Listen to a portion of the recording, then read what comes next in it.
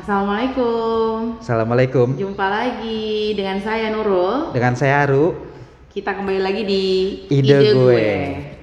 Oke, apa kabar, Ru? Baik, baik. Sehat ya? Sehat. Tetap semangat. Terus semangat. Kita untuk ngejar konten-konten berikutnya. Ada yang penasaran? Terutama yang edukasi ya. Jadi Iya. kita tidak hanya mengejar subscriber dan like. Oke, pastinya. Tujuan utama kita untuk mengedukasi masyarakat. Oke, sharing Sharing, ya. oke. Sharing, berbagi, apalagi kalau memang bisa menghasilkan gitu ya. Menghasilkan penonton yang banyak. Iya. Oke. Ada yang nggak sabar dengan konten-konten kita berikutnya? Tentu. Kayaknya banyak yang nungguin nih Iya, kayaknya ya, Ru ya. tentu, tentu. Oke. Gimana? Kita mulai aja. Mulai aja. Oke. Di konten lain ini mau lanjutan apa mau ngangkat topik baru nih kita nih? Baiknya kita lanjutin aja ya. Lanjutin. Kalau ada Lanjutin. yang ingat kemarin topik pertama kita tentang perempuan. Tentang perempuan. Sekarang kita mau lebih spesifik lagi. Iya. Perempuan dalam bidang. Pendidikan. Oke, menarik. Tetap masih menarik karena kita berbicara tentang perempuan tapi konteksnya lebih sempit ya. Iya. Perempuan dalam dunia pendidikan. Oke, gimana, Ru? Kira-kira kamu mau sharingnya tentang apa Oke. sih perempuan dalam dunia pendidikan? Ide saya begini, Ro. Perempuan Oke. itu memiliki kualitas Hmm. sama dan sederajat dengan laki-laki. Oke. Jadi mitos selama ini kalau perempuan dianggap kualitasnya di bawah laki-laki itu keliru. Mhm. Sehingga akses dan kesempatan untuk perempuan di dunia pendidikan, baik dia sebagai pengajar sekaligus sebagai murid, Mhm. dia sama dan sama-sama berhak ya, sama-sama berhak untuk mengakses dunia pendidikan tersebut. Intinya nggak kalah jauh lah dari sisi kualitas antara laki-laki dan perempuan. Nah, kenapa saya mengusulkan ide ini? Karena fakta di berbagai lapangan kita lihat bahwa perempuan itu masih sedikit sekali yang mengakses dunia pendidikan. Bahkan Nurul bisa lihat lah di dunia kampus misalnya, perbandingan persentase antara laki-laki dengan perempuan itu berapa besar. Oke. Tentu lebih banyak laki-laki kan. Nah ini kan PR sebenarnya buat kita.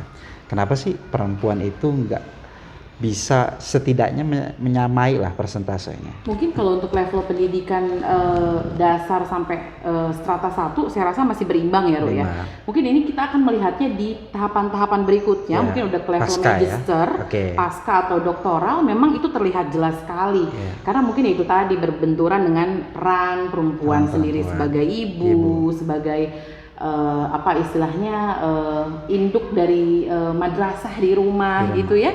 Jadi mungkin benturan-benturan tadi itu. Nah, ini kritik saya, Ro.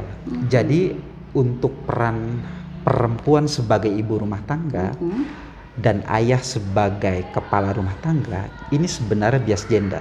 Kalau kita lihat dari perspektif feminis, kenapa perempuan dikonstruksikan sebagai ibu rumah tangga? Tentu ini menyudutkan sebenarnya, merugikan kira-kira. Sebenarnya laki-laki maupun perempuan itu sama-sama berkewajiban mengelola rumah tangga. Oke. Bukan hanya Equal perempuan, ya, seimbang equal. ya. Kalau laki-laki misalnya dia sebagai pencari nafkah di luar rumah, perempuan juga bisa. Betul, bisa melakukan hal yang Bisa sama. hal yang sama. Kalau perempuan mengurus anak, maka laki-laki juga berkewajiban mengurus anak. Makanya di dalam doa itu kan Robbik Firli wali walidayya ya. Warhamhuma kama rabbayani shogiro. Di situ disebutkan dua orang tua kita. Oke, berarti peran orang tua peran sebenarnya berimbang ya. Nah, itulah. Dunia pendidikan pun begitu. Iya. Jadi nggak ada sebenarnya ibu itu madrasah pendidikan pertama. Sebenarnya itu bukannya nggak benar ya, tapi kurang tepat ya. Untuk sekarang harusnya itu bisa ditambah dengan peran ayah juga ya, Jadi dilengkapi. iya, gitu. dilengkapi betul.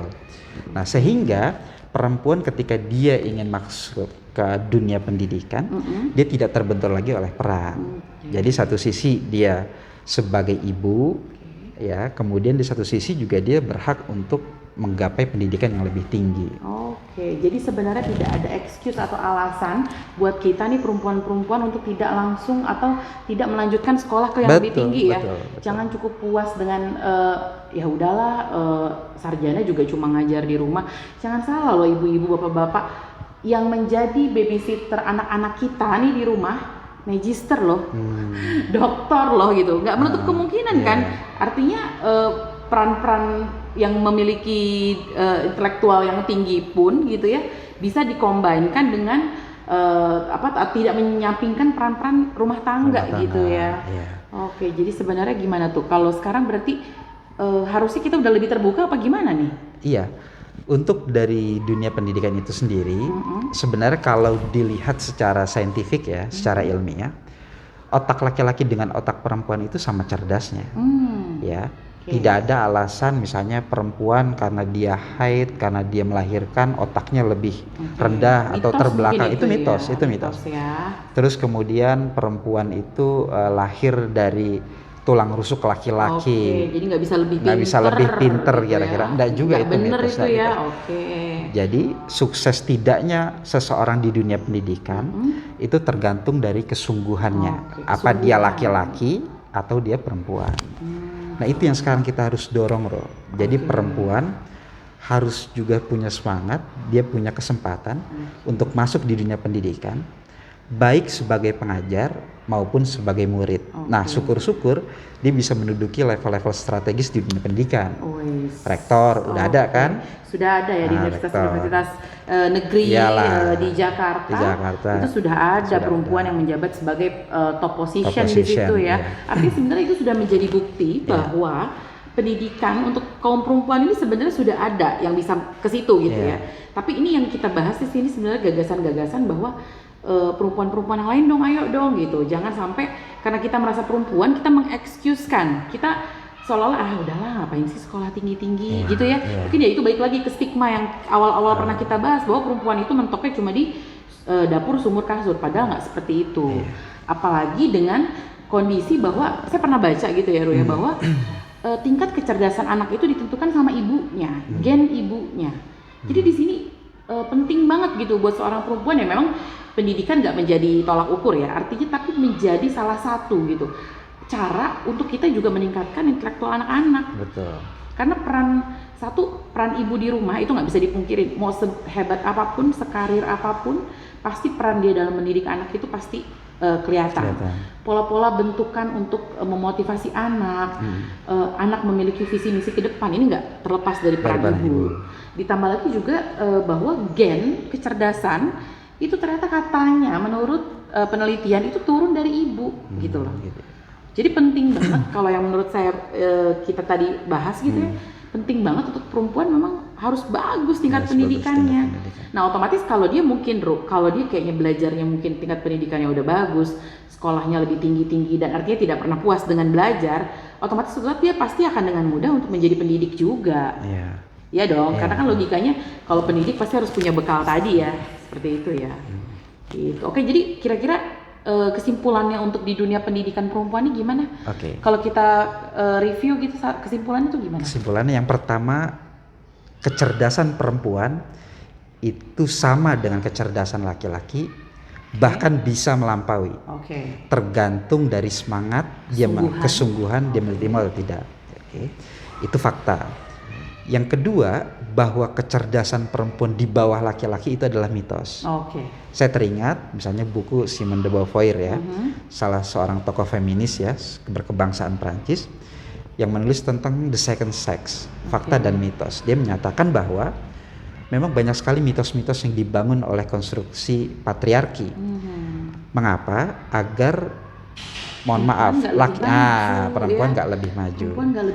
Nah, yang ketiga, kesimpulan saya ini adalah bahwa perempuan mulai sekarang harus percaya diri. Jangan lagi minder, jangan lagi sebagai sosok yang lain, the others ya bahasanya. Tetapi dia harus menjadi diri sendiri, dia harus yakin bahwa dia punya kemampuan. Nah, yang keempat, kita bangun birokrasi yang equal, yang egaliter, yang lebih terbuka, yang keseimbang. Baik di dunia, terutama di dunia pendidikan, bagaimana misalnya kampus kalau seandainya memberikan beasiswa diberikan secara berimbang. Kalau untuk membuka jabatan strategis berikan secara berimbang. Nanti fit and proper test yang untuk memberikan kualifikasi silakan diuji. Saya kira demikian, Ru. Jadi untuk perempuan di dunia pendidikan itu kurang lebih seperti itu ya, Ru ya. Jadi memang kita nih perempuan-perempuan harus punya visi misi yang inilah kedepannya kita tuh harus bisa membuktikan juga gitu bahwa dunia pendidikan ini nggak cuma diperuntukkan untuk kaum laki-laki loh, kita pun gitu ya baik peran kita sebagai ibu rumah tangga, sebagai wanita karir, pekerja, pendidik dan lain-lain, artinya juga harus memiliki kesempatan yang sama, dan kita pun harus punya keinginan untuk terus mengupgrade diri kita itu tadi, supaya kesempatan kita sebagai apa istilahnya penuntut ilmu dan pendidik nanti terbuka otomatis dengan sendirinya gitu ya. Artinya di sini sebenarnya mitos-mitos yang menyatakan bahwa perempuan itu nggak kalah dengan laki-laki. Perempuan yang mitos yang mengatakan bahwa perempuan itu sebenarnya kecerdasannya tuh enggak lah, tetap laki-laki lebih unggul. Artinya ini semua terbantahkan dengan kesungguhan tadi.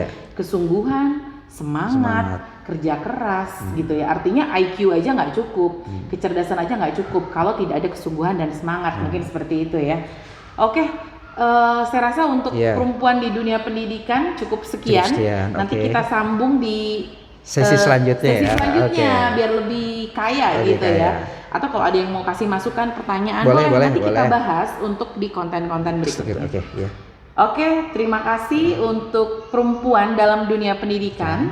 Mohon maaf kalau ada yang salah-salah kata, kurang lebihnya nanti kita lanjut di ide-ide berikutnya. Wassalamualaikum warahmatullahi wabarakatuh.